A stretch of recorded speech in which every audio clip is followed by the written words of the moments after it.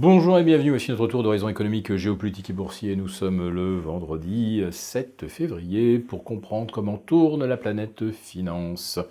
C'est sur la bourse au quotidien et nulle part ailleurs, et l'épisode du jour s'intitulera Funiculaire, bulldozer. Non, une pêche d'enfer.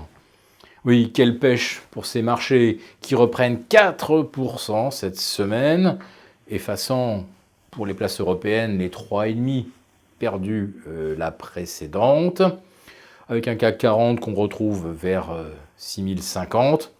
Alors il a encore du mal à aller titiller les 6100, on n'a pas encore le fameux coup d'épaule pour soulever les résistances. Même chose pour l'Eurostoxx 50 qui navigue entre 3805, 3815. On est là aussi sur les résistances des 2 dernières années. En revanche, à Wall Street, là, le bulldozer, il a pulvérisé les résistances et le funiculaire peut continuer son ascension au sein d'un canal d'une perfection sans équivalent dans l'histoire des marchés.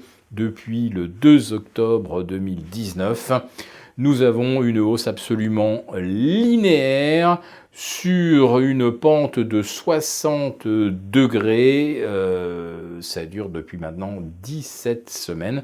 Alors il y a eu une interruption lors de la 16e semaine. Ça a été la correction qu'on a observée donc fin janvier. Et on est donc revenu dans le haut du canal.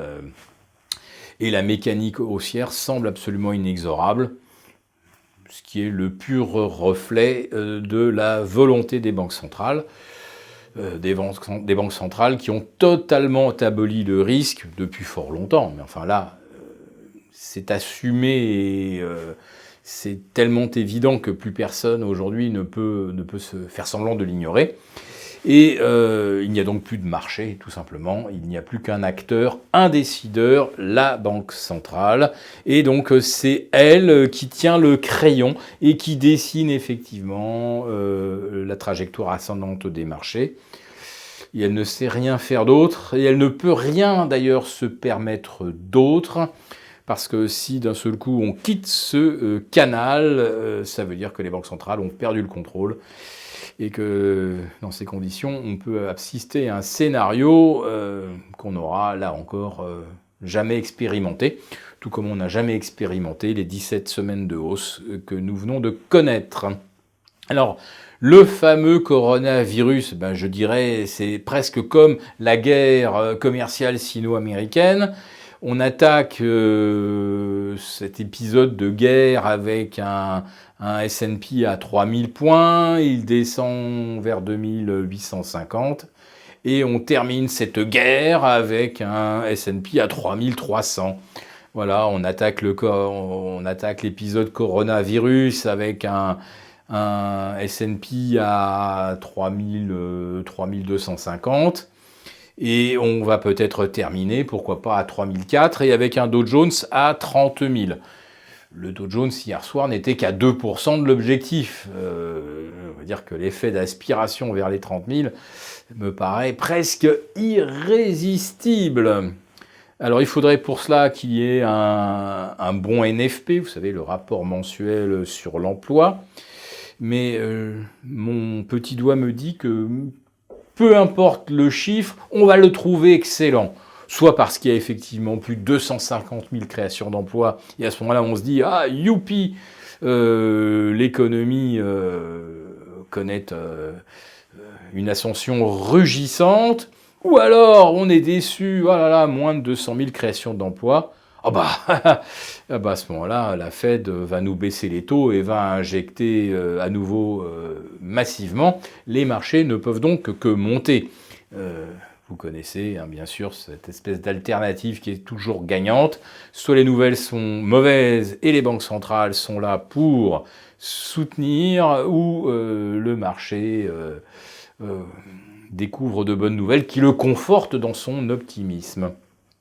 Donc voilà où nous en sommes. Le coronavirus, eh bien, on essaie de nous faire croire que l'épidémie ralentit. On peut nous balancer des chiffres totalement invérifiables. De toute façon, le marché a envie de croire que les choses vont aller bien. Les 30 millions de personnes mises en quarantaine hier à environ 150 km de Pékin, dans la région de Tianjin, finalement ça, on oublie. On oublie parce que le nombre de cas serait en régression. Voilà. Quand les cas régressent, on se demande bien pourquoi on met en quarantaine des dizaines de millions de personnes. Mais bon, voilà. C'est le genre de question qu'il vaut mieux ne pas se poser. Alors à regarder de près évidemment le pétrole qui avait validé un signal baissier sous les 56 sur le Brent, sous les 51 sur le WTI. Qu'est-ce que ça veut dire un pétrole qui enfoncerait ses planchers de 2019 ?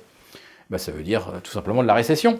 En 2019, pourquoi le pétrole a-t-il corrigé ? Parce qu'on a eu des rumeurs de potentielle récession qui s'est peut-être matérialisée, mais ça ne se voit évidemment pas dans le cours des actions. Donc voilà, les marchés ont une pêche d'enfer, poursuivent leur hausse funiculaire comme un vrai bulldozer. Si cette vidéo vous a plu, n'hésitez pas à nous mettre un pouce. Pour participer, poser vos questions en direct lors du live, abonnez-vous à notre lettre Béchade confidentielle, lettre interactive, actuellement la seule qui soit accessible aujourd'hui. Très bon week-end à tous et à lundi pour le live pour nos abonnés.